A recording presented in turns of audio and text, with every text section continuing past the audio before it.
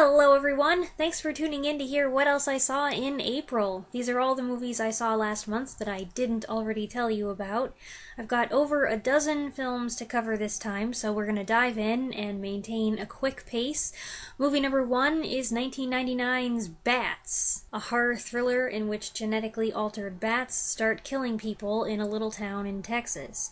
The local sheriff, Lou Diamond Phillips, teams up with 2 bat experts and 2 people from the CDC to snuff out the problem, but it's much bigger than they figured. I had heard this wasn't a great movie, but I was still cringing when it first began. There wasn't one exchange of dialogue within the first 15 minutes that didn't make me groan. The writing was hokey, the plot was hackneyed, the daytime scenes had this ugly yellow-orange filter. Not to mention, the opening of Violent Attack scene had that frantic editing style I find irritating to watch for long periods. So the first 20 minutes or so were pretty bad and pretty stupid. And then suddenly there was a switch. I think it came when I first saw the little bat puppets walking and flying around with their mean expressions and glowing eyes. Just like that, the movie went from being so bad to so bad it's good. And once I changed gears, I enjoyed it a lot more. The dialogue is dumb, but there are some funny lines, and the main trio becomes more likable as time goes on. The story is predictable, but it's taking its cues from Them, The Birds, and The Blob, which are all great movies. And I got a chuckle out of the ending. The worst thing a movie like this can do is be boring, and for me at least, this wasn't. Despite a rocky start, I found myself thoroughly entertained, so mission accomplished. Movie number 2 is 2022's Arctic Void. In this eerie, unsettling film, a 3-man documentary crew joins a Norwegian boating tour in the Arctic to shoot the next episode of their show. What should be a routine excursion goes awry when the power goes out and everyone else on board disappears. This movie has a low IMDb rating, but my mom and I weren't deterred by that, and we rather liked it. The landscape was somewhat familiar, thanks to all the Norwegian videos and live streams she's watched, and impressively, the film was made by just 16 people in 16 days. But its greatest asset is its uneasy vibe. There's so much weirdness going on that 20 minutes in, I started to feel queasy, and that sensation persisted to the very end. For me, it brought Annihilation and The Langoliers to mind, while my mom felt the atmospheric horror, with its emphasis on low, throbbing sounds, was reminiscent of Picnic at Hanging Rock. This movie wasn't that good, but it was an unnerving 90 minutes. I found it a little emotional, too, which is a testament to the performances of the 2 leads. On the downside, we were left with some unanswered questions, there's an absurd amount of swearing in the second half, and there was one thing I thought was really stupid, a weak attempt to explain a part of the mystery that just added an element of dumbness. They ought to have skipped it, or come up with something else. Other than that, though, it was an intriguing, moody film. Movie number 3 is one that's been mentioned a few times in my comments section over the years, so when it was added to the Criterion Channel, I was excited to finally check it out. 1974's Phase 4. When different species of ants, formerly antagonistic toward each other, begin communicating and banding together, 2 scientists travel to a deserted hotspot to assess and combat the biological imbalance, but they find themselves locked in a life-and-death battle instead. I was looking forward to this one, but I was disappointed. Actually, I didn't like it at all. The insect sequences feature extreme close-ups of various kinds of ants, and that made me feel itchy and uncomfortable all over, and I hated that. But I just didn't think it was a good movie. This was a rare directorial effort from Saul Bass, his only feature-length film. He's most famous for his graphic effects and main title sequences, and I saw some of that artistry displayed here. But overall, the way the film was made seemed clumsy. The writing was lackluster, the acting was uninspired. There's only 3 characters to speak of, and I didn't like any of them. Nigel Davenport was super sketchy, Michael Murphy was nice enough, but boring, and any suggestion of a love interest between him and Lynn Frederick was gross, considering he's closer to 40 than 30, while she was 20 years old. They put a lot of effort into making her look 16 or 17, and because she's in shock, she acts like 8 years old. Honestly, it was the one aunt with the emerald-colored abdomen that came across to me as the most interesting and compelling character. The film does have a few stark visuals that made an impression, like the farmer and his wife getting sprayed, and the ants crawling out of a dead hand, ew. And I think the concept and storyline have tremendous potential. I just think it was wasted here.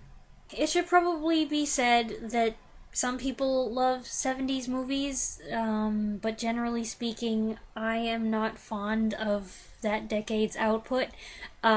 Stuff from the late 60s and the 70s is very hit or miss with me. There are 70s movies I love, but there are probably way more that I don't love, that I don't like at all. And this was very 70s. There were a couple times when I thought the movie might be getting better. I thought it was going to turn a corner, but it didn't.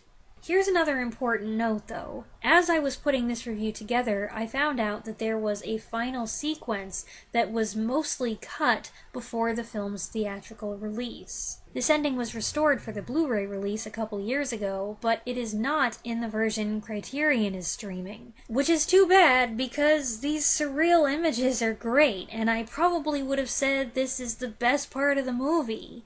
Some of this stuff is really freaky, but it makes for a much better ending. I don't know what the producers were thinking. Movie number 4 is 1944's When Strangers Marry, also known as Betrayed. Kim Hunter stars as a blushing bride eager to be reunited with her groom, but then she begins to fear that he may be involved in an unsolved murder case.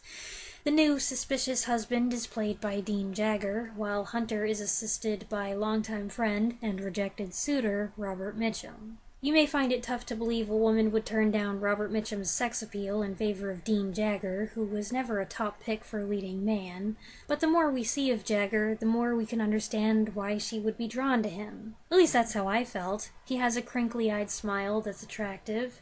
You just don't know if that's the deceptive smile of a killer. At times the film can get a little obvious or mundane, and there are a couple montages that rely heavily on repetition, but it's exciting and sensational with some nice moody lighting. The film was directed by William Castle, of all people, years before he became a horror director notorious for his theater gimmicks. It goes without saying that this is totally different from The Tingler and House on Haunted Hill, although you can see the roots to a certain extent. It's not a great movie, it's not super deep, but it is noirish and entertaining with a couple decent twists. I enjoyed it. Movie number 5 is 1938's This Man Is News, a light British mystery in which a reporter finds himself making headlines after pranking his editor with a story about a key witness being murdered right before the witness is actually murdered. This is more comedy than mystery, and it's a fun romp indeed, if you can keep up with the dialogue. The cast features Alistair Sim as the temperamental editor. Sim is funny no matter what, but he's going full Scottish here, and I fully admit I wasn't always sure what he was saying. The leads are Barry K. Barnes as the reporter and Valerie Hobson as his wife. He never loses his sense of humor, and she takes every crazy event in stride, and they're both quite droll. The writing and acting across the board are good, and I liked the way the villain is photographed. The film moves a little too quickly and is very of its time and place, but it's enjoyable if you like slightly goofy mysteries and you've got your ears peeled. Movie number 6 is a rewatch for me. I've seen it a few times. 2005's Red Eye. In this Wes Craven-directed thriller, Rachel McAdams plays Lisa, a ritzy hotel manager returning from her grandmother's funeral on an overnight flight. The plane is delayed, and turbulence does nothing to ease her fear of flying, and then the friendly guy she met at the airport, Cillian Murphy, turns out to be part of an assassination plot that requires her assistance. I've seen this movie 4 or 5 times now, and I really enjoy it. I know there is some dispute over whether or not it's actually a good movie. I like it. It is pretty dated in terms of soundtrack, special effects, editing, and electronic devices, and it's also kind of predictable, but I still find it entertaining and stressful even though I know what happens. McAdams' Lisa is a great heroine. She's very likable, and she's smart, alert, and crafty. Yet she's coping with loss and other vulnerabilities which her opponent uses to get to her. As for Cillian Murphy, I have liked him for a long time. I'm glad he's finally getting the accolades he deserves, even though he doesn't like all the attention. And as the pleasant stranger who turns on a dime into a cold, manipulative sociopath, he delivers one of his creepiest roles. I happen to have seen the blooper reel for this movie several times, and I think it's really nice to know that even though it is depicting a very intense situation, everybody had lots of fun making it, except for the time when Cillian Murphy slammed Rachel McAdams into a wall so hard that he accidentally knocked her out. The bulk of the movie occurs on the plane, and keeping the action confined to the cabin generates a sense of claustrophobia, which increases the feeling of desperation and hopelessness. It does get a bit ridiculous at a certain point, but what the heck, I find it a good time. Movie number 7 is 1949's Rope of Sand, a film that revolves around a diamond mining business in southern Africa. Burt Lancaster stars as a disgraced former guide who comes back looking for justice or revenge and a cache of diamonds he alone knows how to find. But first he has to fend off Paul Henreid, whose sadistic commandant falsely accused him, and Claude Rains, who passive-aggressively despises Henreid and wants to knock both men out of the running. It's a tense film in which everyone's playing a bitter and duplicitous game. It's also surprisingly violent, especially where the Commandant is concerned. Yikes, dreamy Paul Henreid is not so dreamy in this one. And Claude Rains purrs his way through the dialogue, always calculating the next several moves. As his assistant, he enlists Corinne Calvert. She's a beautiful woman and looks stunning in some Edith Head gowns, though I found her voice kind of grating. Also featured are Peter Lorre, whose appearances are brief, but he gets a few juicy monologues, and Sam Jaffe as an alcoholic doctor. It's a very well-made film, directed by William Dieterle. It looks great, it's expertly photographed, and it has a gripping story. I didn't enjoy it as much as I had hoped, partly because the content it's pretty heavy, but it was nice to see these actors paired together. Rains, Henreid, and Lorre are all favorites who worked together on several occasions for Warner Brothers, so it's great to see them reunited, and it's interesting to see them combined with Burt Lancaster, who may have felt like an odd man out here, but that actually fits the part. Movie number 8 is Woman in Hiding, also from 1949. After losing her father unexpectedly, Ida Lupino's mill heiress finds herself trapped in marriage to a ruthless man, played by Stephen McNally. But because no one will believe her story, she goes undercover to prove it. This is a decent thriller. It's predictable and a little slow or tedious in the middle, but it's got some good sequences. Ida Lupino was always convincing in these breathless, troubled roles, and McNally is a sinister villain. Co-starring is Howard Duff, who Lupino ended up marrying in real life. I'm going to keep this review short, partly because I can't say much more without spoiling the movie, and partly because I did nod off on it a bit. But it did have a good finale. Movie number 9 is from 2013. It's listed on Prime under the clickbaity title American Apocalypse, but I prefer the subtler title Refuge. A family getting by in a post-apocalyptic world is forced to leave their house to escape a gang of bloodthirsty creeps. My brother saw this and told my mom about it, and then she really wanted to see it, so we did, even though I wasn't really into the idea, and I had a feeling it was gonna be bad. And it was about what I expected. It's not terrible, but it's not very good, and I didn't really like it.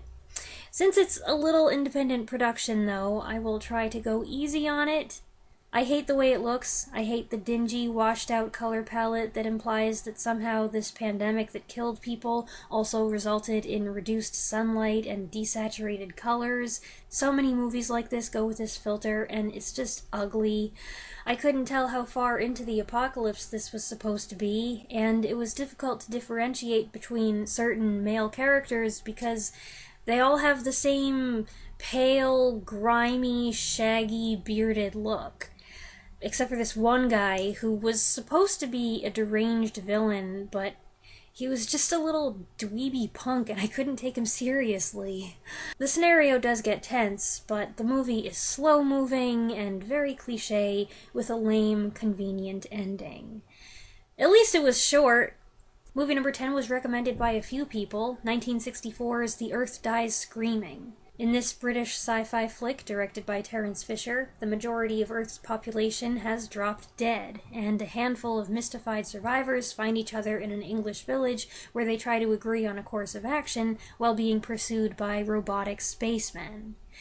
It's a decent little film. The opening is awesome and grabs your attention. Elizabeth Lutyens' music score does a lot of heavy lifting, and there are some great visuals. The production does show its leanness in some of the sets, costumes, and storytelling jumps, and I didn't find the ensemble of characters as engaging as they might have been. Sole American Willard Parker leads the cast, joined by a trigger-happy and suspicious Dennis Price, and Virginia Field as a woman who can't make a swift decision to save her life.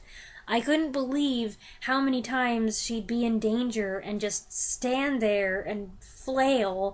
And then in the climax, this drove me crazy. She goes running into her room and leaves the door wide open when she could have just bought herself some time and redeemed herself in my eyes by closing it, for starters, and then holding it closed, and protecting the two completely helpless souls in the room with her. Ugh!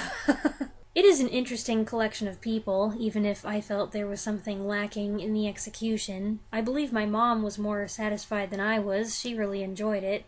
And I didn't dislike it. It was a diverting hour's worth of entertainment with some memorable images. It's fun, it's spooky, it is what it is.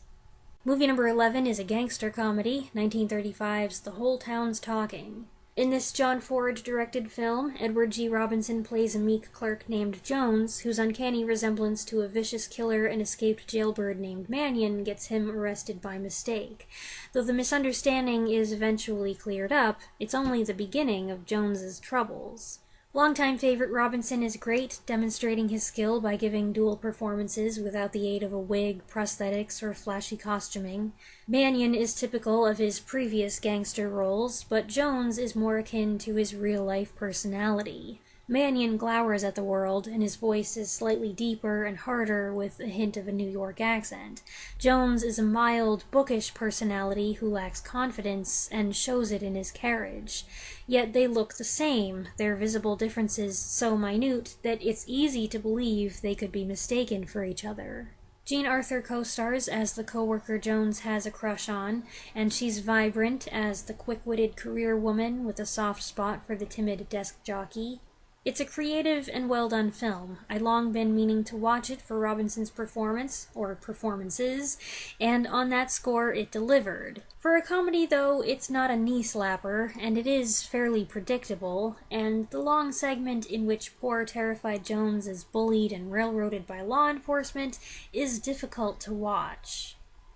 Last month, I watched Predator. Movie number 12 is its sequel, 1990's Predator 2. Danny Glover stars as a beleaguered cop trying to solve a series of grisly murders in crime-riddled LA. Unbeknownst to him, he's going up against an extraterrestrial hunter. It was very clever to move the action from the literal jungle to the urban jungle, which is an equally ripe hunting ground, and it was interesting to ponder whether the Predator was systematically knocking out the biggest killers for its own satisfaction, or using them as bait to lure in the lieutenant, having identified him early on as the most worthy opponent. That was fun food for thought. But I did not like this movie, and a gold star to each of you who predicted I wouldn't. The stuff I didn't care for in the first movie was in this as well. plus a lot of other stuff that was even worse.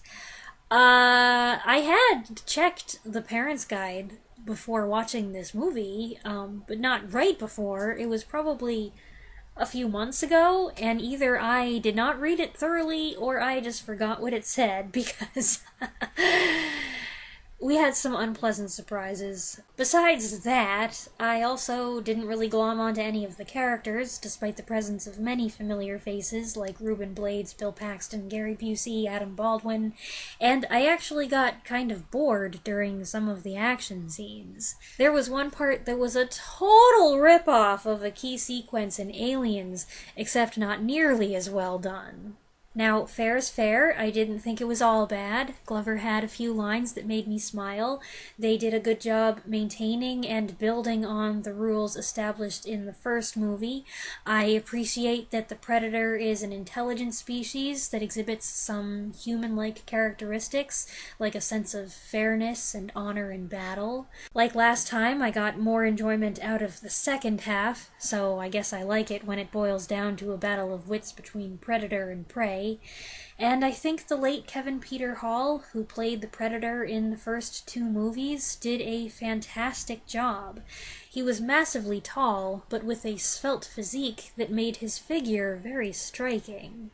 My biggest takeaway from this movie is that it made me appreciate the first one more. It's the superior film. It has better structure, better atmosphere, better intrigue.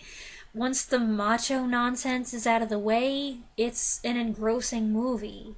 Predator 2 is more irregular and inconsistent.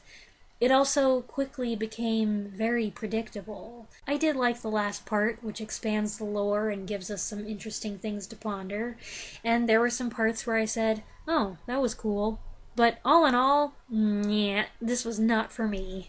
I know there's been a recent rise in articles and videos arguing that actually Predator 2 is a near-perfect sequel that's criminally underrated. And I get it. Fans like how over-the-top and ridiculous it is. They find it funny. They enjoy the characters. They like the world building, etc.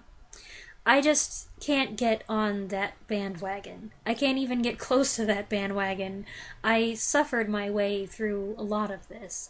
Now, if we're making a tier list of all the movies that I watched this month, I probably would put this above a couple of the other movies. Did I think this is a better film than American Apocalypse? Yes.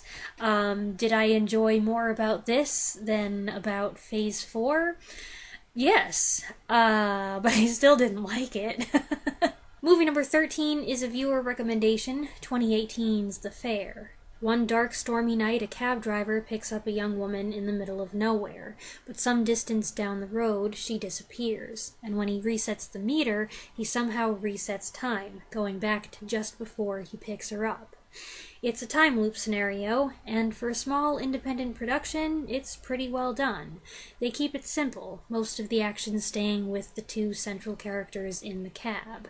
I was not feeling this for the first 15 minutes, because the writing was just bleh. But as the plot unravels, it pulls you in, and you realize it's cleverly constructed, and there's a reason why the conversation is so trite. It also does interesting things with color versus black and white. I do strongly disagree with people who have tagged this movie as sci-fi. It's not science fiction, it's fantasy. And it's actually a modern retelling of something, a myth.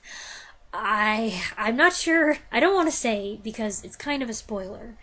It does help to know beforehand what the myth is, and it also, if I told you, I feel like that would help the movie reach the right audience, but it's also kind of a spoiler, so I don't know. If you want to know really bad, you can ask me in the comments. At its root, it's a bittersweet romance tinged with mystery, focusing on the relationship between two individuals who seem to be caught in a strange phenomena.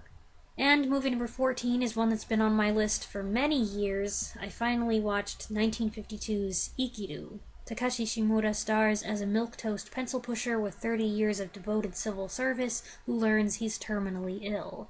Faced with imminent death, he realizes how much time he's wasted and endeavors to do something worthwhile with the time he has left. I kept putting this movie off because I anticipated it would be depressing. And, in my opinion at least, it was. I know some people might disagree and say, no, it's inspiring, it's uplifting. But I didn't feel that way. It started out sad, and continued to be sad, and though it had an inspiring message, that last scene at City Hall was a downer. Before I go any further here, let me make it clear that this is an excellent film. I understand why it's hailed as one of director Akira Kurosawa's masterpieces and included on many best films ever lists. There is cinematic perfection in every aspect: writing, editing, photography, music, and so on. It's also Takashi Shimura's most powerful performance. His face naturally has a melancholy expression, but he does so much emoting with his eyes, his entire body, and his weakening voice. Though the narrator introduces him to us with dismissive language, I was sympathetic to this weary humdrum soul from the start, and my heart only grew heavier for him as he struggled to find his way forward. But it wasn't just depressing because of the protagonist's devastating news and how everything in his pathetic life changes perspective. It's that there's this whole other relatable subplot about bureaucratic red tape and the hopelessness of trying to get City Hall to do anything, and ultimately the reality that despite the good intentions of some, that's never going to change. I found the last half hour, 40 minutes or so, downright frustrating. I am glad I finally saw the movie. It didn't speak to me the way it speaks to others, which may have something to do with worldview, my Christian perspective on life and death, but the film has powerful acting, some beautiful moments, and an overall encouraging message. I don't imagine I'll be wanting to watch it again for a long time, but some good films are like that. Once is enough to leave a lasting impression.